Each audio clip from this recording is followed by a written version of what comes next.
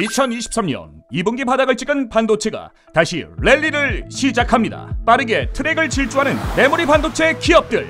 2분기 실적 바닥을 다진 국내 반도체 기업들의 상황이 개선되면서 다시금 반도체 기업들의 주가 상승에 대한 이야기가 등장하고 있습니다. 불안과 저점 확인 후 본격적인 사이클이 시작될 거라는 기대감이 커지고 있는 건데요. 과연 반도체 업황이 중장기적으로 회복되고 있는지 다양한 지표들을 통해 살펴보겠습니다.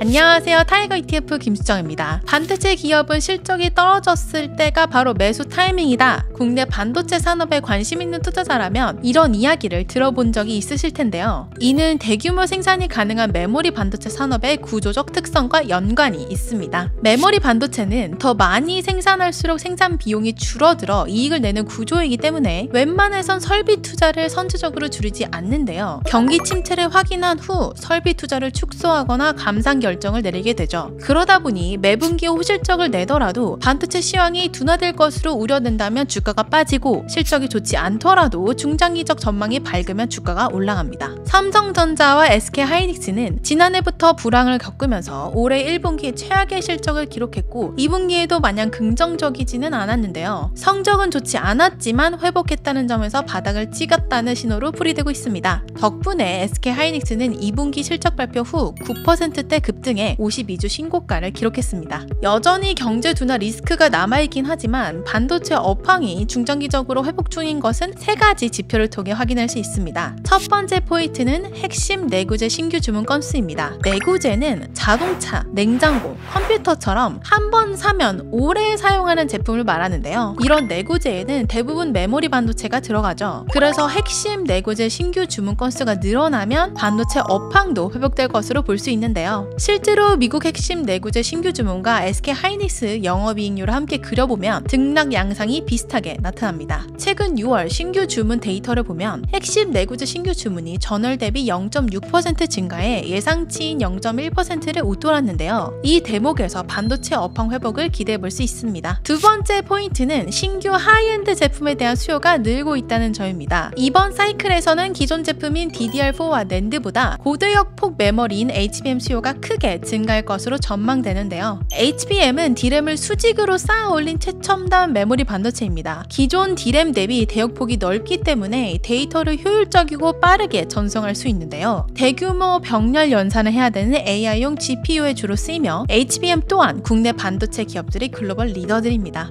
미국에서 시작된 AI 열풍으로 고성능 메모리 반도체 수요는 점차 높아지고 있습니다. 삼성전자는 이미 HBM3를 고객사에 납품하기 시작했고 SK하이닉스 역시 투자 우선순위에 HBM을 두고 물량을 늘릴 계획입니다. 글로벌 전문 리서치 기관인 트랜스포스는 올해 HBM 메모리 수요가 전년 대비 60%가량 늘어나고 2024년에는 30%나 더 성장할 것으로 예상했습니다. 또 신한투자증권은 HBM을 탑재한 AI 반도체 칩 개수가 올해는 전년비 50%, 2024년에는 33.9% 증가할 것으로 전망했어요. 구체적인 수치는 달라질 수 있겠지만 AI 훈풍이 국내 메모리 반도체 기업들에게까지 긍정적인 영향을 줄 것은 확인할 수 있었습니다. 세 번째 포인트는 반도체 재고 순환 지표가 개선되고 있다는 점입니다. 7월 말 발표된 한국산업활동 동향에 따르면 반도체는 전월 대비 생산이 4개월 연속 증가했고 전년 대비 감소폭이 줄어들고 있어요. 물론 반도체 재고 수준은 여전히 높은 편이고 기존 제품들은 경기에 민감해 신제품 대비 턴어라운드가 상대적으로 느릴 수 있습니다. 하지만 반도체 전체 업황은 이제 회복하기 시작한 것으로 보입니다. 반도체 수출이 반등하고 있다는 점도 긍정적인 신호고요. 그렇다면 국내 반도체 업황 변화를 이끄는 기업들은 어디일까요? 네, 바로 삼성전자와 SK하이닉스죠. 앞서 언급한 반도체 관련 경제 지표도 그렇고 삼성전자와 SK하이닉스는 AI용 GPU를 만드는 엔비디아, AMD, 인텔로부터 받은 주문이